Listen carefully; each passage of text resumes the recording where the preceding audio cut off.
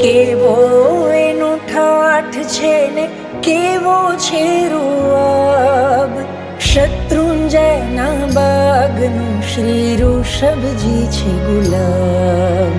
ફૂલોના ઝૂલામાં કોઈ મહેમાન લાગે છે, ફૂલોના ઝૂલામાં કોઈ મહેમાન લાગે છે. રાજા ઋષભદેવ મહેરબાન લાગે છે.